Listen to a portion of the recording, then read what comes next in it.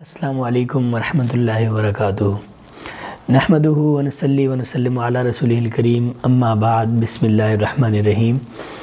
کیسے ہیں آپ سب؟ امید ہے خیر و عافیت سے ہوں گے۔ اللہ تعالیٰ آپ سب کو اپنے حفظ و امان میں رکھے اور اپنے نیک صالح بندوں میں شامل فرمائے۔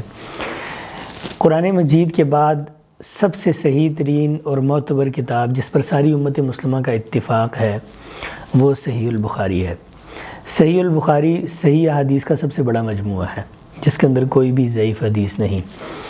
اور اس صحیح بخاری کی جو پہلی حدیث ہے، امام بخاری محمد بن اسماعیل رحمۃ اللہ علیہ نے وہ حضرت عمر بن خطاب رضی اللہ تعالیٰ عنہ سے روایت کی ہے، اور وہ بڑی مشہور حدیث ہے، ہم روز مرہ میں اس کو سنتے رہتے ہیں۔ انما الاعمال بالنیات، اعمال کا دار و مدار نیتوں پر ہے۔ میں اپنی اس گفتگو کا آغاز اور اس کام کا آغاز، اس خیر کے کام کا آغاز اسی حدیث سے کرنا چاہتا ہوں، اور امام بخاری رحمہ اللہ کے سوا بیشتر محدثین نے، ائمہ فقہاء اور دیگر اہل علم نے اپنی کتابوں کا اور اپنی تصنیفات کا آغاز بھی اس حدیث سے کیا، تو اسی مناسبت سے میں نے مناسب سمجھا کہ اس کام کا آغاز بھی اسی حدیث سے کیا جائے۔ تو یہ حدیث انما الاعمال بالنیات، اعمال کا دار و مدار نیتوں پر ہے، گویا کہ آدھا دین ہے۔ بعض اہل علم اس کو کہتے ہیں کہ یہ دین کا یا اسلام کا تیسرا حصہ ہے، بعض اہل علم کا کہنا ہے کہ یہ علم کا تیسرا حصہ ہے، اور اس کی وجہ یہ ہے کہ نبی کریم صلی اللہ علیہ وسلم کے دو فرامین یعنی دو احادیث وہ ظاہری اور باطنی اعمال کا نچوڑ ہیں۔ جو ظاہری اعمال ہیں ان میں نبی کریم صلی اللہ علیہ وسلم کی وہ حدیث جو امی جی عائشہ رضی اللہ تعالیٰ عنہ سے مروی ہے، من عمل عملا لیس علیہ امرنا فہو رد، جس نے کوئی ایسا عمل کیا جس پر ہمارا عمل نہیں ہے تو وہ عمل مردود ہے۔ یعنی جو اعمال ظاہری ہیں جنہیں ہم دیکھ کر فیصلہ کر سکتے ہیں کہ یہ عمل سنت کے مطابق ہے یا پھر سنت کے خلاف ہے، یعنی بدعت ہے، تو ایسے عمل کو ہم اس حدیث کے اوپر پرکھیں گے۔ یعنی ایسے اعمال میں یہ حدیث پہ مانا ہے کہ جس نے کوئی ایسا عمل کیا جو نبی کریم صلی اللہ علیہ وسلم نے نہیں کیا تو وہ مردود ہے۔ اور جو باطنی اعمال ہیں یعنی ایسے اعمال جن کا گواہ بندے کی ذات کے سوا کوئی نہیں ہوتا، صرف بندے کو ہی معلوم ہوتا ہے یہ عمل کیوں کیا جا رہا ہے، کس کے لیے کیا جا رہا ہے، اور اس عمل سے انسان کا مقصود کیا ہے، اور واقعی یہ عمل کیا جا رہا ہے یا نہیں، لوگوں کو دکھلایا جا رہا ہے۔ تو ایسے اعمال یعنی باطنی اعمال کے لیے جو حدیث پیمانہ ہے وہ یہ حدیث ہے، یعنی صحیح بخاری کی پہلی حدیث عمر بن خطاب رضی اللہ تعالیٰ سے جو مروی ہے، انما الاعمال بالنیات، اعمال کا دار و مدار نیتوں پر ہے، وانما لکل امرئ ما نویٰ، اور بندے کے لیے وہی کچھ ہے جس کی اس نے نیت کی، جس کا اس نے قصد کیا، ارادہ کیا۔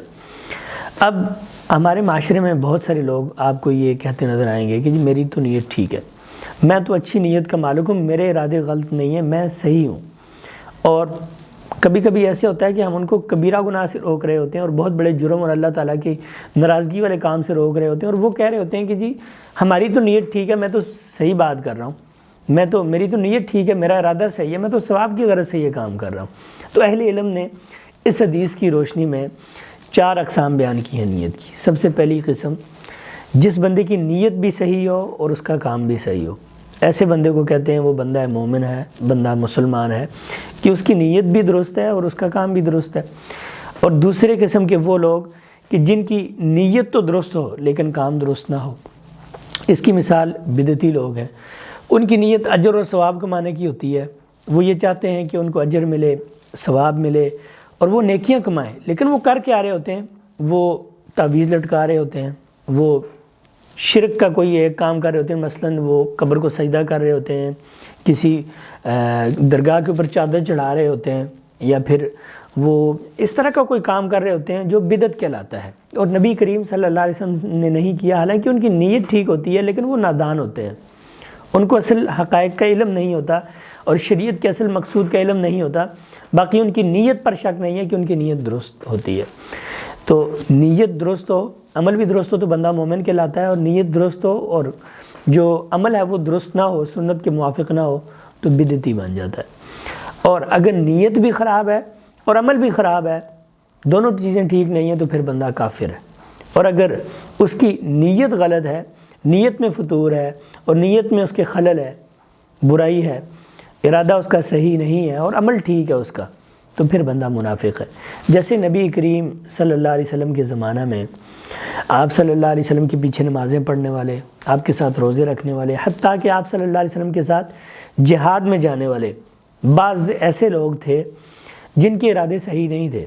اصل میں وہ ان کے دل میں اسلام نہیں اترا تھا، وہ مسلمانوں والے کام کرتے تھے۔ اور مجھے تو حیرت ہے، وہ نبی کریم صلی اللہ علیہ وسلم کی مسجد میں، مسجد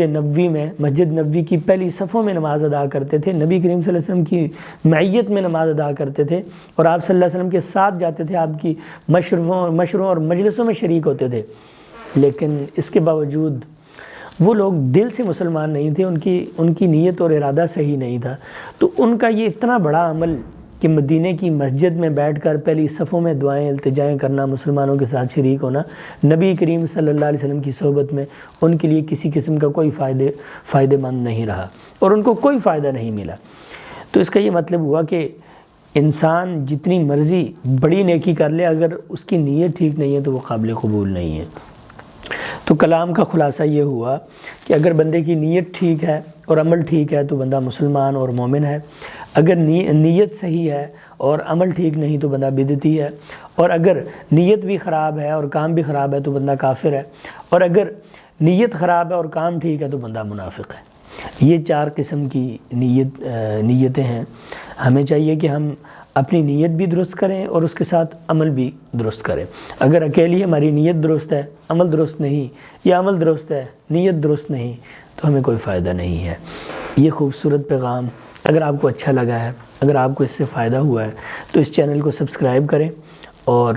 دوسروں کے ساتھ بھی اس خوبصورت پیغام کو، نبی کریم صلی اللہ علیہ وسلم کی حدیث کو شیئر کریں۔ اللہ تعالیٰ عمل کی توفیق عطا فرمائے۔ بہت شکریہ۔